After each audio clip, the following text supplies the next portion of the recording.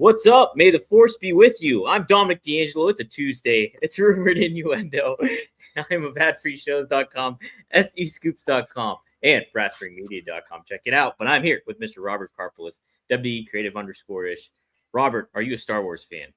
What the hell are you talking about? Was there something Is today May the 4th? No, it's not. No, it isn't. I just saw Star Wars Episode 4 in theaters yesterday. For the first time ever? First time. Well, no, I've seen the movie. It's my favorite one, though. But first time in a theater seeing it. I thought that was really neat. You never saw it in the theaters when they did the re-releases in, was that 97, something like that? Yeah, 97. I was in 6th grade. My parents weren't Star Wars fans, but I became a Star Wars fan at that point in time. Okay, in 97, I was in 7th grade. So yeah. I love how that was like, you're like, oh, I was in 6th grade. What do you think, they weren't going to let you in? Well, no, I just didn't have access to go to it. My parents had no interest in going to see it, but I did. And I don't know how it became. Oh, you know what? They were airing it, though, on TNT and stuff like that back then. They used to air it on USA Network a lot. That used to be the big, like, I would remember because I would watch, like, WWF Mania with all-time great Todd Pettengill. Yeah. And then after that, they would follow it up with the marathon of back in the old days, kids, when there were 3 Star Wars movies. Right. That's it. That's all you had. And none of them had Sasha Banks. None of them. And well, now she's them too, right?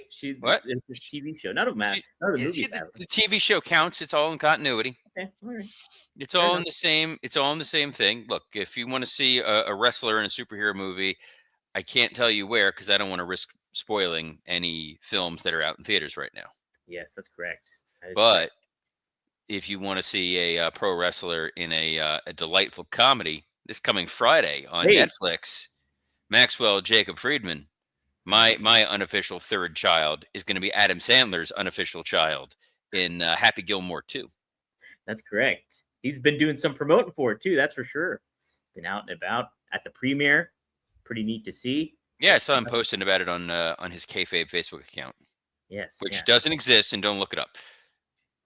Yeah, I'm going to get heat. And Becky Lynch didn't go to the premiere, even though she's in the film, because she was on a little television program called Monday Night Raw. That's correct. She was there. And what a Monday Night Raw it may have been. I kind of liked it. Not a crazy amount happened, but I thought it was a fair amount of story build and things like that. Did you have some different thoughts, Robert? I think that, it was a very straightforward show. You know, the crazy thing about 2025 pro wrestling is this is just absolutely wild, is when you needed to fill time, hypothetically back in my day, you needed the 2 top workers and just let them go at it. Mm-hmm. In 2025, that is your women's roster. Right. It's just put Io Sky and Stephanie Vaquer in the ring and let them go at it for 10, 15 minutes. And no one's going to bat an eyelash. And I thought the 2 of them absolutely brought it last night. It was a hell of a match. I was so happy they gave them time. No, you didn't get a finish, but nobody thought we were getting a finish in that match. Right. You're okay with them kind of giving that, though, away on television already? That just seems like a big deal kind of match to have on a PLE, though, right? So it was a big deal match to have because of placement on the card.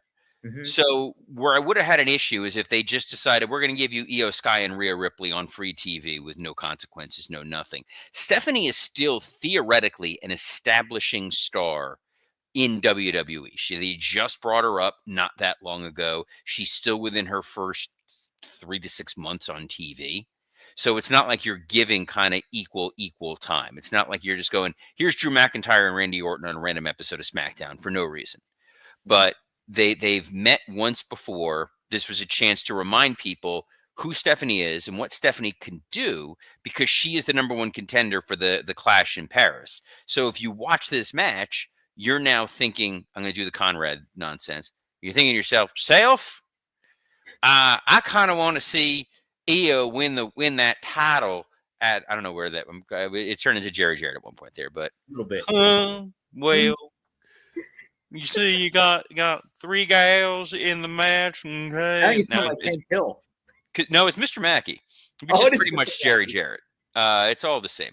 Anyway, this is why I just stick with Dusty. That's usually the safest route. But regardless, you're going into a triple threat match. at SummerSlam, and you know that you've got the clash in Paris. Mm-hmm.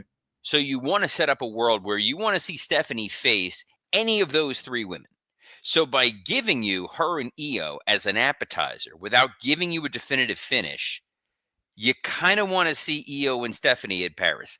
The interaction that you had with Stephanie Vicaire and Naomi being condescending and rude and mean to her, you want to see Stephanie punch Naomi's teeth down her throat. And then there's obviously the Rhea Ripley of it all, where holy hell, that pop that she got, that crowd in Houston was flatter than a Mattress Mac mattress. It works. It works. He doesn't need our plug. No, he doesn't. Plus, he's, ideologically probably not in the same boat that you and I are in. No, probably not. But hey, but those fans, they're in the same boat tuning into Raw in Houston. And we let off with CM Punk coming out there, speaking his mind, saying that he came back to win a championship. Look at you say like that's not a regular occurrence. Guys, what a wild episode of Raw this was. CM Punk, believe it or not, said what was on his mind. That's crazy. Mm-hmm. Can you imagine? Gunther also said what's on his mind. Did you like this exchange, Robert, and the build up here to SummerSlam between these two? It was fun. It was as generic as what I had suggested it was going to be yesterday. Mm-hmm. I said we were going to get a situation where it's Punk reminding everybody, yeah, you're the ring general, but you've never beaten the best in the world. And I'm coming for your title because that was my manifest of why I was here. And then Gunther saying something menacing. And I realized, well, watch this. In friend of the show, an upcoming comedy show special taping guy, that was terrible.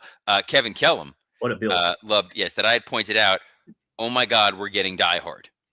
Oh. It's fake ass John McClane with CM Punk taking on big, scary German Austrian monster. Dude, we're getting Die Hard. Yeah. How could you not be excited about that? And speaking of excited, I was going speaking of excited. Tom, Don't make this vulgar. Don't make this gross. We're going to be very sophisticated. We're going to talk about how when Gunther and Punk both came out there, they entered dick first. Blue Chew isn't just a tablet. It's a cheat code for your crotch. Stronger, harder, longer lasting, like someone gave your downstairs a pep talk and gym membership. Guys, this isn't just about performance. It's about legacy or third legacy. Give her group chat something to talk about. You know when you lay it down, they're talking about how it gets up. Nothing makes you more of a legend than a little Blue Chew. Discover your options at BlueChew.com. Earn that 5-star review. We've got a special deal for our listeners. As always, get your first month of Blue Chew free. Just use promo code RUMOR at checkout. Pay $5 shipping. That's it. Join Blue Chew's mission to upgrade humanity one thrust at a time. Head to BlueChew.com for more details and important safety information. And we thank Blue Chew for sponsoring CM Punk's first time ever speaking his mind on television. Never spoke his mind before. Ever. Never spoke his mind before, and the fact that we've never before promoted the greatness of Blue Chew. Man, that thing gets 5-star reviews all over the place. Hey, I mean, you go hard with Blue Chew. God, that's vulgar, Dom. We are a family-friendly show. Guess who else went hard? Sheamus and Rusev, round 2. And it's Sheamus that gets the win on this one. Little different style of their hard-hitting action, and I liked it, Robert. What did you think? I liked the moment where Sheamus almost botched and then redid the spot off the top turnbuckle to the outside and acknowledged it to the camera. It was the most human Sheamus has been, and that was enjoyable.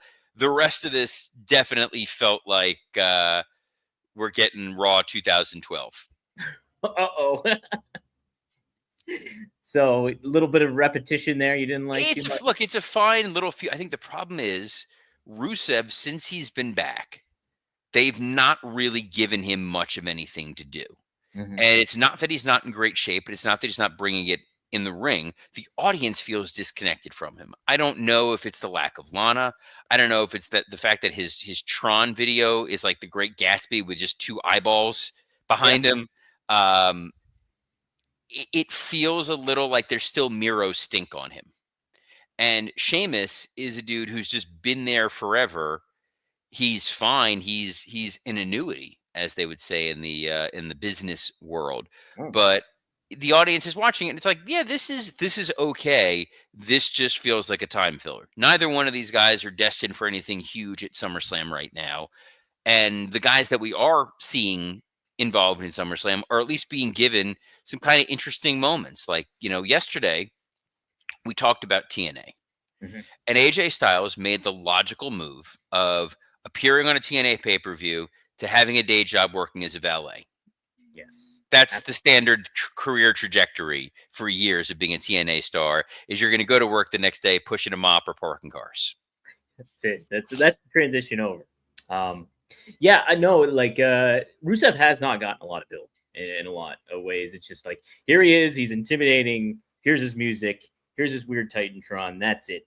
And like, you definitely need a little bit more, I think, when it comes to him. Hopefully they'll start heating him up a little bit more after SummerSlam, pun not intended. But I think that should be the thing to do. Next up, Robert. I was talking about AJ Styles and Dominic Mysterio. Yeah, that was a good runner throughout the show. It was a great way, opening with them doing the valet spot. I thought was clever. AJ being the world's worst master of disguise is kind of funny. It's a cute way to get to this match. I think the match at SummerSlam is probably going to surprise, because Dom has really gotten very good in the ring. He's really stepped it up. So you can't just do straight up Dom doesn't belong in the ring and he's a coward. It's now he's trying to hide behind a medical diagnosis that he doesn't really have, so he doesn't have to face AJ Styles. While Dom is good, AJ is, phenomenal. Mm-hmm. I hate myself for saying it, but that's the truth. It is what it is. And it's a way to kind of make you want to see AJ Styles get his hands on Dominic Mysterio versus just straight up, here's the match. Right. It's a fun, It's a fun little zabada. It gives a little side story here for AJ that, like, you're not used to seeing him in that kind of role. And then Dom, playing this, what's a classic kind of version of a heel, is like, oh yeah, I'm not medically cleared, I can't wrestle, and avoiding that. I like that. Is such a Vince McMahon thing, by the way. Yeah. How do we make him a coward? He listened to his doctor. Yeah. What kind of a little bitch boy listens to their doctor? Tough guy just goes out there and fights. Well, we had a 3-way fight here. It was a tag team #1 contendership match. It was the LWO taking on the Creed brothers and the New Day. It is. Rewind the footage, Dom. 24 hours ago, what did I say was going to happen? We were going to get an appearance of El Grande Americano. It was going to lead to a miscommunication, and the only team that made sense to win was the LWO. Look, if my bookie was a sponsor this week and they were taking bets on Raw, y'all would have been millionaires. Boom. Y'all would have had enough money to buy Dom some sleeves. I don't need sleeves. What's with this shirt? It's the pierogies. It's the Pittsburgh pierogi race, but it's Abbey Road. No, I understood the thing. I saw the pierogies and I was like, wait, what? Yeah, it's a Pittsburgh Pirates shirt. But I cut the sleeves off because it was a large and it was just too big on me. So doing Jim Leland proud. Thank you. I'm gonna rip some cigs too. We had Robert. I really like Julius Creed. I know that's out of left field here, but I really like him a lot. I thought he was great in Superman as Lex Luthor. Oh, yes. Good point. Julius Creed is definitely where the money is at. Julius Creed has got a great look. He's a little Hager-esque in that you need to figure out exactly what his character is. Brutus, I think, is the one that has more of the personality. Mm-hmm. Yeah. So they are a good pairing for right now, but Julius is the guy where eventually you can break him out and make him a single star. I don't love beating New Day. Yeah. And Wrestling Old Head says, what about Brother Brutai? Since I spent most of my weekend hanging out with Brutus the Barber Beefcake, I'm good for a while. I love Brutus. Brutus he's a hell of a guy, but some of those stories, I've heard some too. From him? About him? And then no. This is from him. This is just leaning over and the casual fun stories he thinks he's telling. and you kind of forget sometimes there's civilians and they just look on their face like, oh yeah, no, I was struck by lightning like 3-4 times. Like, what? It was great. It was the 70s, man. I'm like, explains so much. Hypothetical, Robert, if Brutus was like, hey, Robert, I got to crash at your place for just a weekend. Can you just let me in? Would you let him in? Would you let Brutus in? So that almost happened. Oh, my God. Thankfully, it didn't. Oh, He had another. There was another person who was like, "No, you're going to come stay at my house." But there was about a 30-second window where Beefcake almost was going to be crashing at our place. my goodness. Could you imagine him spooning with Marty? Not Jannetty? Marty. No. Good Lord. When I hear the words Marty and Spoon, I'm thinking Dark Side of the Ring right there. Oh, no. No, but no. Thankfully, we're not sponsored by crack today. Or Magic Spoon. Or Magic's. Even worse. God, could you imagine trying to pivot? That would have been a disaster. Dom, get this back on the rails. What else? What else happened on Monday night? Raw. Hey, Becky Lynch, she showed some magic in her mic ability. She did a good job with this promo here before. Lyra Valkyria and Bayley teamed up for an impromptu women's tag team title match against the Judgment Day. And Judgment Day retained, obviously, but Becky got involved and cost a little bit of that chance at their title. What do you think of this whole match? I liked it, Robert. I like further build to Becky. Lyra's doing great. Bayley's in an intriguing spot right now. What do you think of this? Yeah, I think Bayley is sort of poised for what feels like an inevitable heel turn on Lyra. Mm-hmm. I've been saying all along her interactions with Cardi B definitely feel like there's going to be something going on there. It's nice to see that Becky is allowing Lyra to shine. Bayley's allowing Lyra to shine. You further the Judgment Day getting a solid win. You're now building that Becky Lynch Lyra Valkyria match, and all anybody's talking about is Bayley. It's a great position to be in. Right. Terrific position to be in. Wrestling Old Head gives an interesting perspective here, Robert. Becky Lynch is having fun out there. It's nice to see. Still, I'd rather see Lyra as a heel than Bayley. What would you feel about that? Lyra as a heel, when she's actually connecting right now with the audience, is risky. Like, very rarely do you get a baby face over as quickly as you do Lyra Valkyria. And I think the audience likes Lyra, and I think they want to like Lyra. If you made Lyra a heel, how does she not become Becky's lackey? It's a good point. Yeah, it's a really good point. Yeah, you wouldn't want to do that for sure. She'd have to venture off on her own, I think, but that'd be tough, I think. I think keep them together. And last night in the main event segment, again, as the oracle of rumor and innuendo, from one oracle to another, I had said, yeah, SummerSlam feels like we're getting Braun Breaker and Bronson Reed versus Jey Uso and Roman Reigns, and boom. Certainly feels like that is the path that we are headed down, Mr. D'Angelo. Yes. We had Paul Heyman trying to bring Roman back, or was it all facade? Roman read through it either way and said nope, and basically trashed Paul Heyman and didn't give him any credit for what the Bloodline did. We had a good exchange too with Braun Breaker chiming in as well. But yeah, did you like the segment overall and the connection and build that we're likely going to have for this match here at SummerSlam? It's hard not to like the segment with how read in the audience was. They were white hot for this. They were cheering for Roman. They were booing the heels. They were having a grand old time. Paul Heyman's laying the groundwork, this notion of Seth is out for a very long time. Roman, bring it in, man. This could all be yours. And Roman seeing through it, pointing out, yeah, you helped create this group of the Bloodline, but the only reason I kept that world title for so long was because of the Usos, because of Solo, because of Sami Zayn. Love all that. Pushing all the buttons for Paul Heyman. Pointing out that, yeah, you're no longer the wise man. You made some stupid decisions. And then Braun Breaker stepping up to Roman was a nice moment. And then the microphone gag was funny. I can't hear you, use my mic, and then punches him. You get the brawl. This is an amazing rehabilitation for Jey Uso, more than anybody else right now.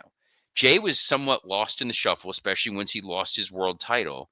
You immediately have him there with Roman, and it feels like a big deal. Yeah. He's not the central focus, but that pop that he got for the save is exactly the role you need him in at this moment. He's not going after the world title. He's not sliding into a lesser program. He is right up there with Roman. You're elevating Braun Breaker. You're elevating Bronson Reed. You're making an interesting match for SummerSlam. I'm intrigued, Dom. Me too, Robert. Me too. It was an intriguing round. What was also intriguing, Karrion Kross getting the win against Sami Zayn with the lead pipe. Sounds like we're playing a game of Clue. Are you clued in on this match, Robert? Communism was just a red herring. This was fine. Okay. I think the people love the idea of Karrion Kross more than they love Karrion Kross. I think they love the potential. They love the look. They love the behind the scenes stuff. They love his ideology. And then he gets in the ring, and there's just something that doesn't fully connect. I guess in today's world, you do need more like ring acumen ability and stuff like that. But I don't know. I have always liked Karrion Kross. I would just like to see him be given that opportunity to be put in a big position and see what he can do with it exactly. Well, you're putting him in there with Sami Zayn, the guy who can make anybody look good. So that's the way to do it. Smart booking with the pipe to get to the finish. Hey, you named the episode. Karrion Kross wins with pipe.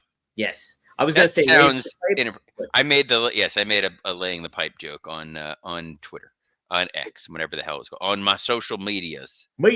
But yeah, this was a great way to do two things. Number one, get Karrion Kross a win that needed. Number two, take Sami out so that he couldn't interfere in the main event segment. Good point. Good point. Do you think we're going to see Sami at SummerSlam? I don't know if you need him. You know, you're looking at the matches that they've got teed up for the 2 nights of SummerSlam. You're probably going to want 10 matches total across the 2 nights. We know there's the 2 world title matches on the men's side. We know there's the 2 women's world title matches. We know there's the women's tag title match. We know there's a jelly roll match. We know there's going to be this Roman tag match. There's going to be AJ and Dom, Becky and Lyra. Right. Did you say Io? Is Io going to be on anything? Io's part of the women's triple threat. That'll probably be a main event one of the nights. Yeah, so that's 9 matches off the top of my head right now across those 2 evenings. There may be a 10th match I'm not thinking of, but if you're gonna have a 10th match, I don't know that you necessarily need it to be this because Jacob Fatu and Solo. Oh wow! In the cage. Is that? I know that's set up. Is that SummerSlam or is that a different show? I think it's SummerSlam. I think we have. That's 10 matches right there, man. We're good. You got a full dance card both nights. What? Got a full dance card on both nights. Full dance card on both nights. We got a full dance card here, as you do every Monday through Friday at noon Eastern on a plethora of platforms. Tomorrow is Wednesday. That's Dom, right. we will be joined by Mr. Justin Barrasso. JB, baby. Triple threat. I hate everything about what you just did right there. But I don't hate it enough to not be here tomorrow. I'll be here. You can catch us on those plethora of platforms, including the WW Creative _ISH X account, the @Dominic D'Angelo X account, the @SE Scoops X account, and on YouTube on ad-free shows and Rumor and Innuendo. So on behalf of the Pierogi King, who's already stuffed with potato, Mr. Dominic D'Angelo. Oh, geez. Damn, dude. You're on the gas, too? What the hell was that? You don't need no Minute Maid. He's got the gas. Mr. Dominic D'Angelo, I'm Robert Karpelis. Best of luck in your future endeavors. Brutus, you bring the scissors. I'll bring the spoon.